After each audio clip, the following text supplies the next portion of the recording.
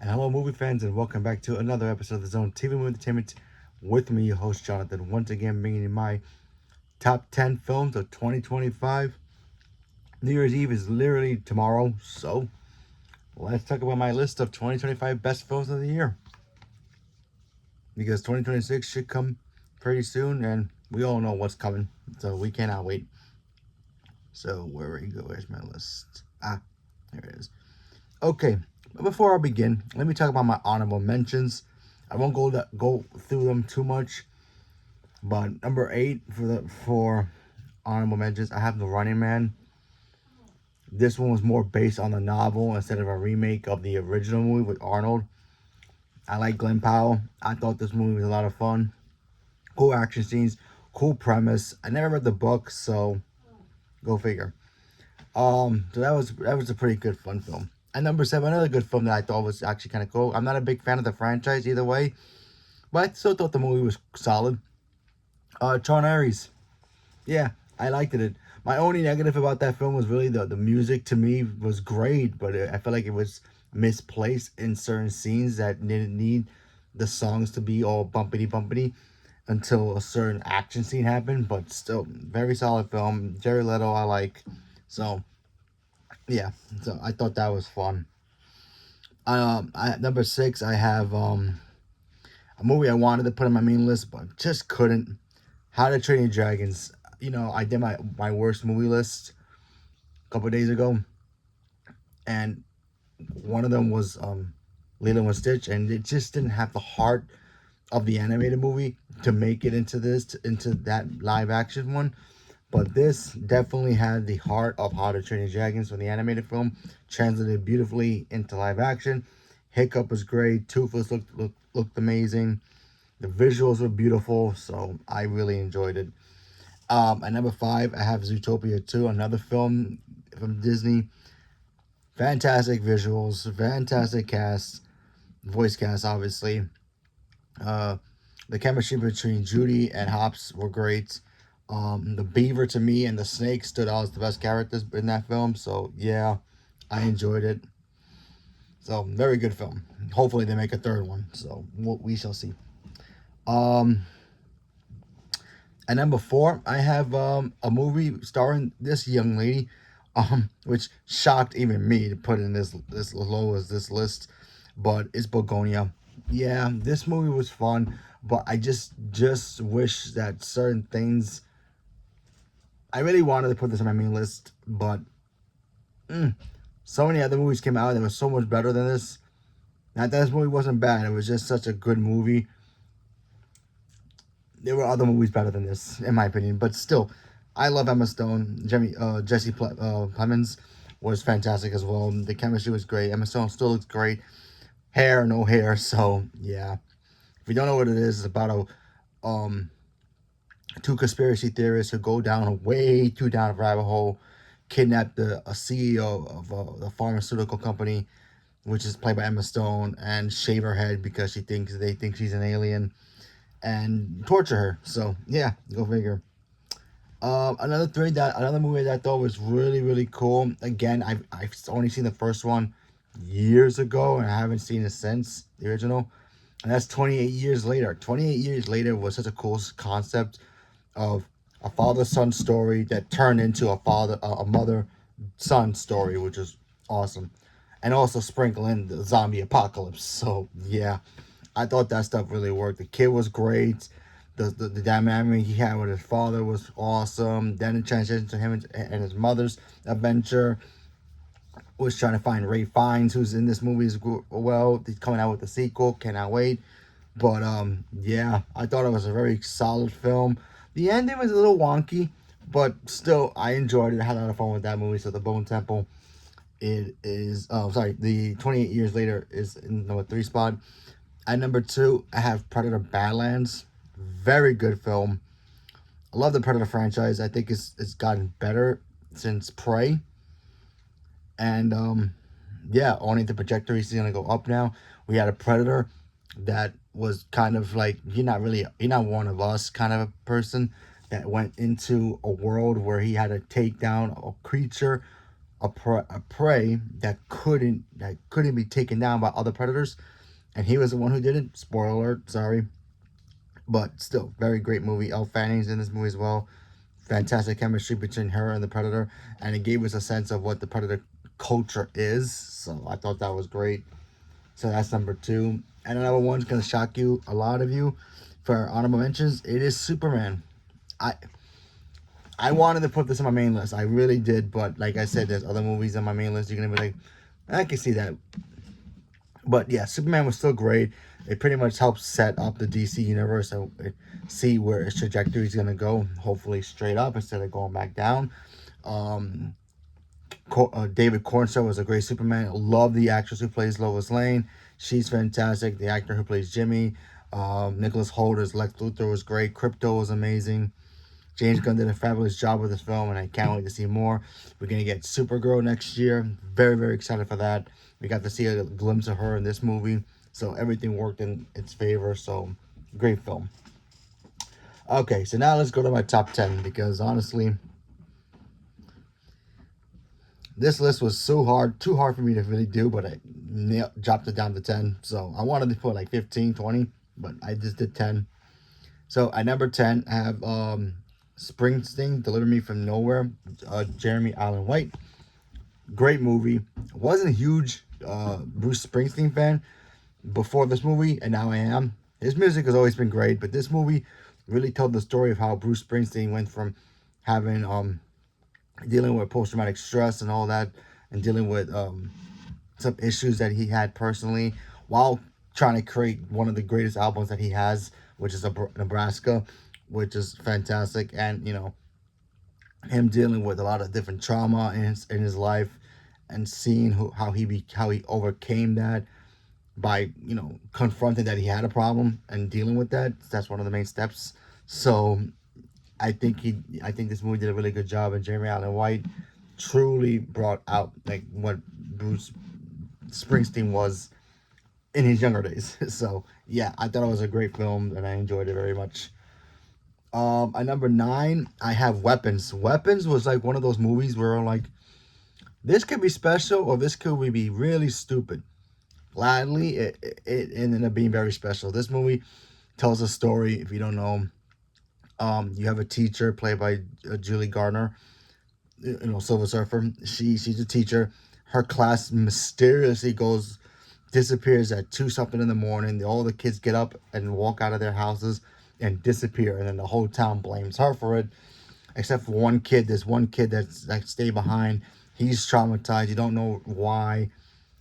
Fantastic film. I enjoyed it. And then we also get 3 different perspectives of 3 different, I guess, victims of this, of this incident that's happening and why it affected them.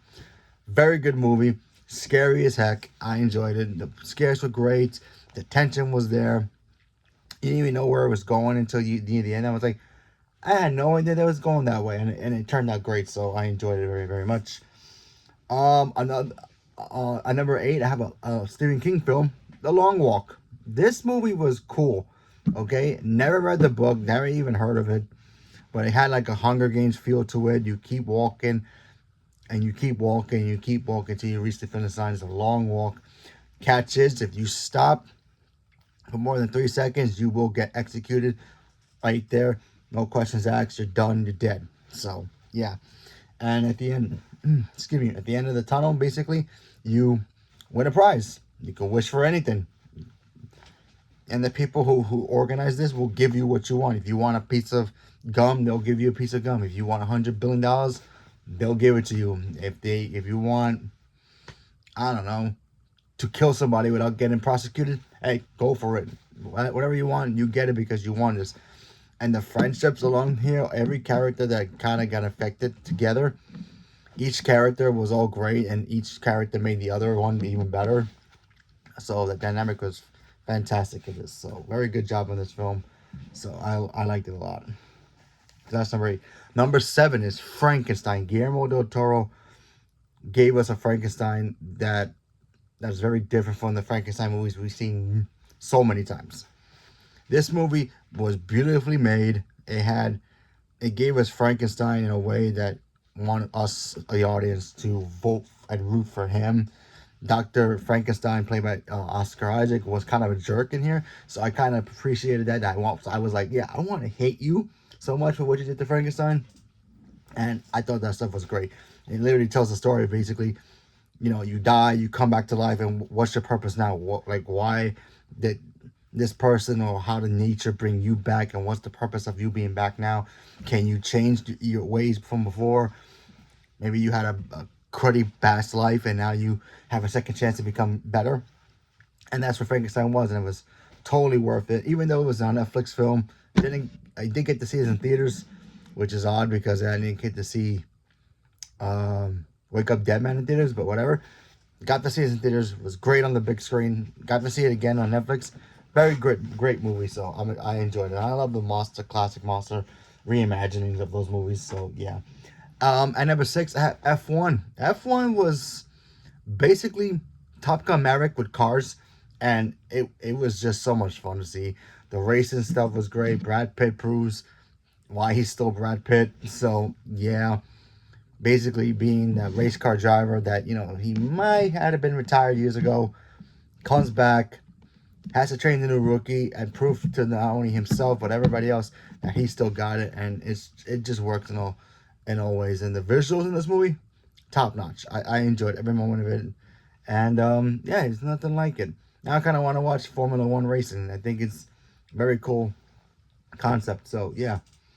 At number 5, I have Eternity. This movie stars Elizabeth Olsen, who just dies, and her husband also dies, played by Miles Teller, and they meet in the hallways before heaven, and they have to pick the eternities of where they want to spend eternity with each other. Here's the catch: Elizabeth Olsen's ex-husband, who died before during the war, also returns. He's been waiting for her for 75 years. Yeah, that's right, 75 years, and he wants to be with her. So now Elizabeth Olsen's in the back of a corner, trying to figure out whose eternity she should be with, and it's just such a sweet little movie, and I enjoyed every one of it. And it proves that Elizabeth Olsen is like one of the best actors that we have. So yeah, I enjoyed it. At number 4, this movie really doesn't need too much introduction, but it's it's one battle after another. It's Leonardo DiCaprio, Sean Penn film, and this movie is freaking awesome. You have Leonardo DiCaprio, who plays like this protest rebel guy who's with his wife. The two of them are protesting, freedom and all that stuff. And then his wife gets taken, gets captured, police, all that stuff. And now him and his daughter are on the run. Then his daughter gets kidnapped, and now DiCaprio has to try to figure out a way to save her before she gets taken away forever. And boy, the cast in this movie was great. Sean Penn was just awesome as a villain here. He was menacing. He was a little freaky, but still great villain. DiCaprio proves why he's DiCaprio. He doesn't really need to do anything anymore. Just be. He could be in anything, even if it's a bad film, and he's just gonna be 100% in it. So yeah. And the main girl who plays his daughter, fantastic. She needs to get nominated.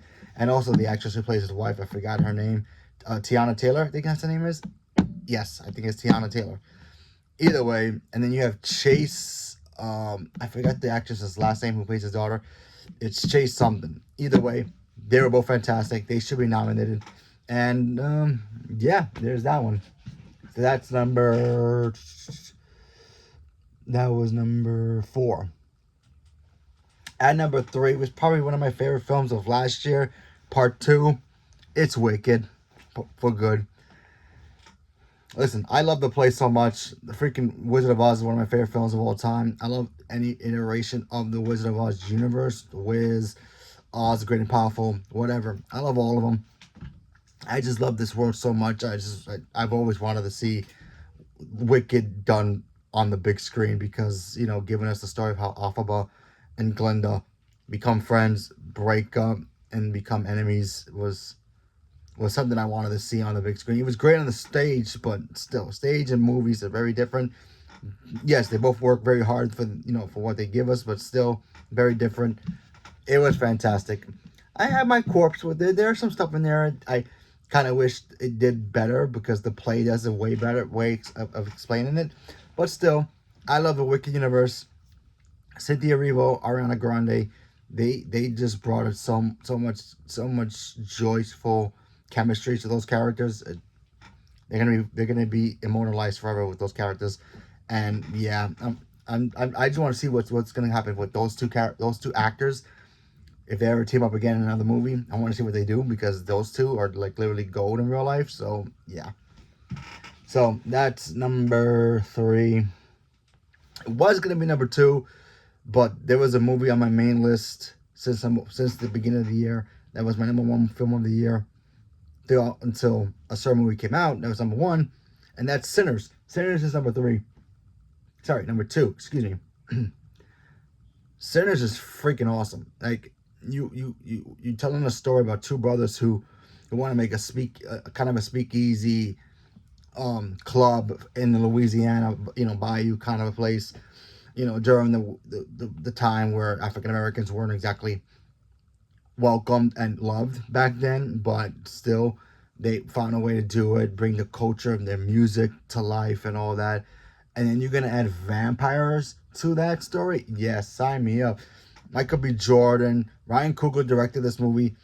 Michael B. Jordan played two characters. You have Haley freaking Steinfeld in this movie as well. She's fantastic in this movie. And the whole, the music, the atmosphere of this film just made it even better. Every time you watch this film, it's just like gets better and better every time I watch it. Love this film. It was my number one movie throughout the entire year until number one came out, and that's number one is gonna be Avatar: Fire and Ash. If you're gonna tell me you're making a third Avatar movie, but then you're gonna tell me before I get to watch it's a kind of a copy and paste of the second film, I would tell you in advance. I'm a little disappointed hearing that. But as you're watching this film and you see Avatar and you're like, wow, it is shot by shot, pretty much a sequel to the second one because it literally picks up right off the sequel of the second film, Way of Water, and it kind of feels like Way of Water 2.0, but it still stretches the story to a way it's brand new and fresh. Sign me up. Like, seriously. First of all, Avatar the visuals just keep getting better and better. It's beautifully made. You have Zoe Saldana continue to prove that her character can continue to evolve here. Same thing with Jake. You have Sigourney Weaver's character as well as the children. They're starting to become the next lead. Spider, who was one of the my main favorites of the last movie, he shines even more in this one. Very, very good. The villain of the movie was great. Even from number two, he's back. He's fantastic as always.